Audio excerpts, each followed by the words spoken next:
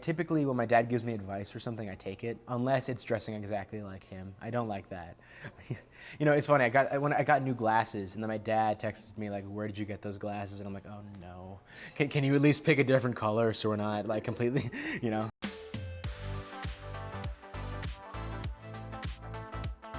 My parents went to great efforts to just kind of raise me as, you know, quote unquote, normally as possible. Like, I didn't really know things were different, except I grew up with them on a soap opera when I was really little. And in one episode, I guess, my dad was saving mom from a fire. And, you know, I didn't really have any concept of what TV was. So I went to school bragging about how my dad saved my mom from a burning building. And they called home, they're like, did this happen? And my mom's like, we're actors, it's, you know. So, you know, aside from like being on set, and when you're a kid, you just kind of accept the environment you grow up in. So it was all pretty normal to me. It's what I know, you know?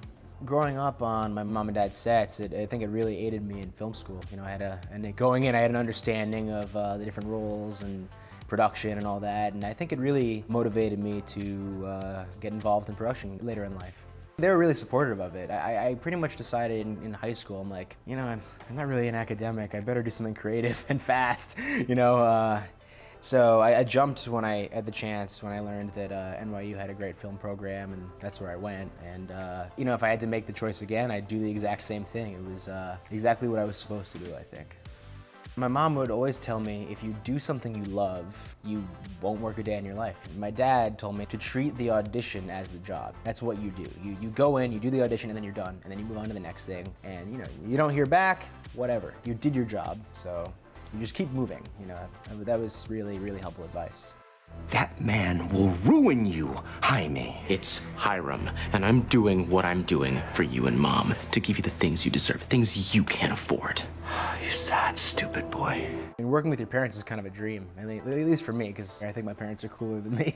So it's cool to hang out with them and see them in their element, and it's really inspiring. They both work so hard, and they're both pretty much masters of what they do. So it's very much a learning experience and a lot of fun and very collaborative, and we work well together, thankfully. So that's the best part. And the worst part, I'm my own biggest critic, so really, it's not the work itself, but like going in, I'm like, I don't want to mess up. I want to be as good as they are, you know, or better, you know.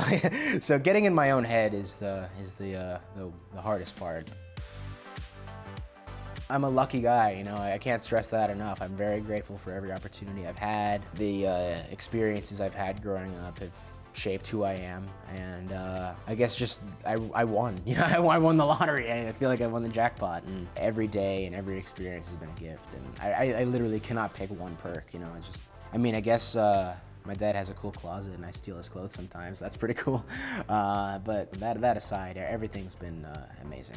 Really grateful for my family. I know it sounds cliche, but they're just so amazing. They're my biggest supporters, my biggest inspirations, my siblings. I'm really proud of my sister and seeing her grow into a musician, and my brother and his acting. He's also going to school for acting, and I think I got a good 4 or so years of a career before they decide they want the younger, more handsome one. So, you know, I'm enjoying these moments while I can. But I mean, we have a lot of fun, and you know, I couldn't imagine going through life with anyone else.